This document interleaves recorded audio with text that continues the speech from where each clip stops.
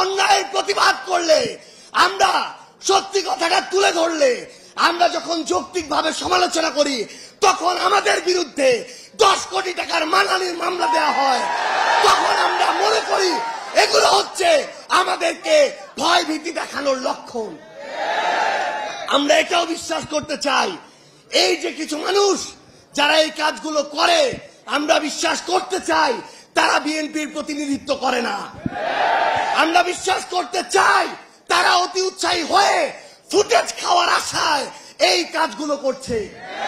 কিন্তু আমরা তখনই সেটা বিশ্বাস করতে পারবো যখন দেখব এসব লোকদের বিরুদ্ধে ওই সেন্ট্রাল কমান্ড থেকে উপযুক্ত ব্যবস্থা নেওয়া হয়েছে। সেদিন আমি একটি লেখা লিখেছিলাম। লেখার 2টা পার্ট ছিল, কারণ ঘটনা 2টা ছিল। আমাদের একজন সাংবাদিক ভাইকে বিএনপির ওইখানকার স্থানীয় একজন কর্মী আহত করেছে, এটা ছিল প্রথম প্যারা, যেটা সত্য। দ্বিতীয় প্যারা ছিল স্থানীয় একজন, আমি লিখেছিলাম চাঁদাবাজ সন্ত্রাসী। আমি স্পষ্ট করে লিখেছিলাম চাঁদাবাজ সন্ত্রাসী আমার আরেকজন সাংবাদিক ভাই তুহিনকে গলা কেটে হত্যা করেছিল।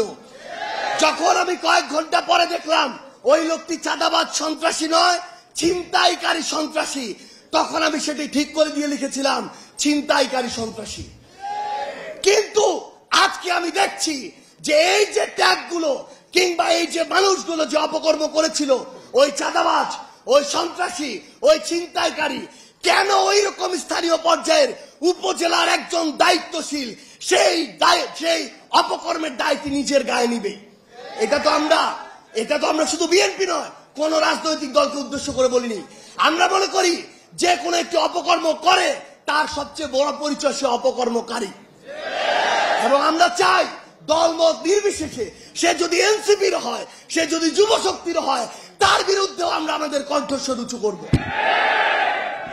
আমরা আমাদের মিডিয়ার যারা ভাইরা আছে, আমরা দেখেছি কয়েকদিন আগে কিভাবে মিডিয়া আবার ওই 5ই আগস্টের পূর্বের যে রূপ, সেই রূপ যে কোনো সময়ে উদ্দেশ্য প্রণোদিত ভাবে দেখাতে পারে।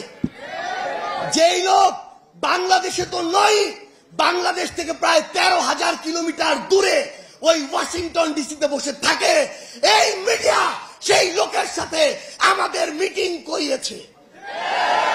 এই মিডিয়া আমাদের সাথে সেই লোকের একসাথে নাস্তা করিয়েছে।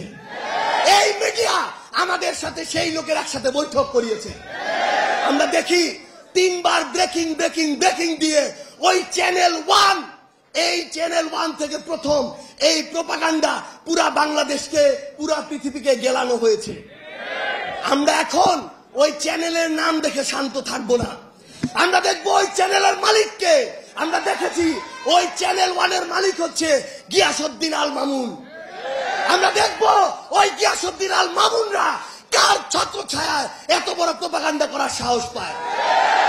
আমাদেরকে মিডিয়া কর্মীরা এটা পর্যন্ত বলেছে, ভাই আমরা কনফার্ম উনি দেশে নেই, কিন্তু উপরের চাপ আছে, আমাদেরকে ব্রেকিং দিতে হয়েছে।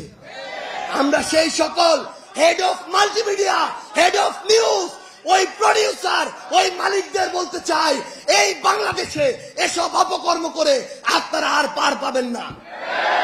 আর আমরা ছাড় দিব না, ওই গোড়ায় গিয়ে আমরা হাত দিব। আমরা আরেকটি কথা স্পষ্ট করে বলি, আজকে নাকি সিআইডি কে তদন্তের দায়িত্ব দেওয়া হয়েছে।